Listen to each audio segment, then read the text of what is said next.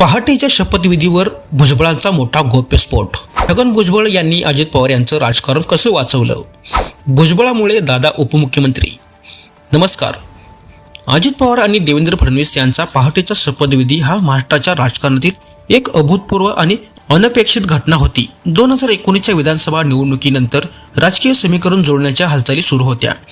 एकीकडे उद्धव ठाकरे, शरद पवार आणि काँग्रेस सत्ता स्थापनेसाठी चर्चा करत होते, तर दुसरीकडे अचानकपणे एक सकाळी 8 वाजता देवेंद्र फडणवीस आणि अजित पवार यांनी मंत्रिपदाची शपथ घेतली. ही घटना महाराष्ट्राच्या राजकारणात मोठा उलथापालथीचं कारण ठरली. मात्र शरद पवार यांनी आपलं राजकीय सामर्थ्य दाखवत अवघ्या 80 तासात हे सरकार कोसळलं. अजित पवार परत पक्षात आले आणि महाविकास आघाडी सरकारमध्ये उपमुख्यमंत्री बनले. पण प्रश्न असा निर्माण होतो की शरद पवारांना धोका देऊनही अजितदादांना पुन्हा पक्षात का घेतलं गेलं? त्यांना पुन्हा एकदा उपमुख्यमंत्री पद का देण्यात आलं? याचा उलगडा राष्ट्रवादीचे ज्येष्ठ नेते छगन भुजबळ यांनी नुकत्याच दिलेल्या विधानांमधून होतो. छगन भुजबळ यांनी पहाटेच्या शपथविधी मागील गोष्टीवर प्रकाश टाकत सांगितलं की ते स्वतः अजित पवार यांना परत पक्षात आणण्यासाठी कसे पुढाकार घेत होते. त्यांनी स्पष्ट केले की 2019च्या विधानसभा निकालानंतर सत्ता स्थापनेसाठी काँग्रेस, शिवसेना आणि राष्ट्रवादी काँग्रेसच्या बैठका सुरू होत्या. मात्र या बैठकीत काँग्रेस नेते खरगे आणि शरद पवार यांच्यात काहीसा वाद झाला. त्यामुळे शरद पवार नाराज होऊन तात्पुरते बाहेर पडले. याच दरम्यान अजित पवारांनी अचानक फडणवीसांसोबत शपथ घेऊन सर्वांनाच धक्का दिला. छगन भुजबळ यांनी सांगितले की त्याच सकाळी 8 वाजता राष्ट्रवादीची एक बैठक नियोजित होती, पण अजित पवार त्यात हजर नव्हते. त्या दिवशी सकाळी टीव्हीवर पाहिलं तेव्हा लक्षात आलं की अजितदादांचा शपथविधी झाला आहे. यानंतर भुजबळ शरद पवार यांच्याकडे गेले. उद्धव ठाकरे यांना फोन करून परिस्थिती नियंत्रणात ठेवण्यासाठी उपाययोजना करण्याचा सल्ला दिला. त्यांनी अजित पवार यांना समजवण्याचा प्रयत्न केला. भुजबळ म्हणाले, मी स्वतः त्यांच्या घरी गेलो. त्यांना सांगितलं की तुमचं राजकीय भविष्य अशा कृतीमुळे धोक्यात येईल. तुम्ही शरद पवारांच्या नेतृत्वाखाली परत या.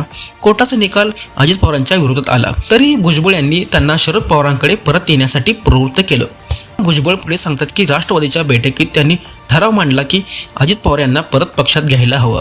त्यांच्या या प्रस्तावाला सर्व आमदारांनी पाठिंबा दिला. एवढंच नव्हे तर अजित पवार यांना उपमुख्यमंत्री पद पुन्हा देण्याचा निर्णयही घेतला गेला. काहींना वाटत होतं की भुजबळ यांनी स्वतः उपमुख्यमंत्री पदाची मागणी करायला हवी होती. मात्र त्यांनी पक्ष आणि महाराष्ट्राच्या राजकीय स्थैर्यासाठी योग्य निर्णय घेतल्याचं म्हटलं. भुजबळ यांच्या या पुढाकारामुळे अजित पवार पुन्हा राष्ट्रवादीत परत त्यांना उपमुख्यमंत्री पद मिळालं.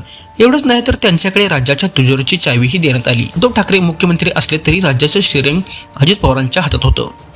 पुढे एकनाथ शिंदे यांच्या बंडामुळे महाविकास आघाडीचं सरकार कोसळलं.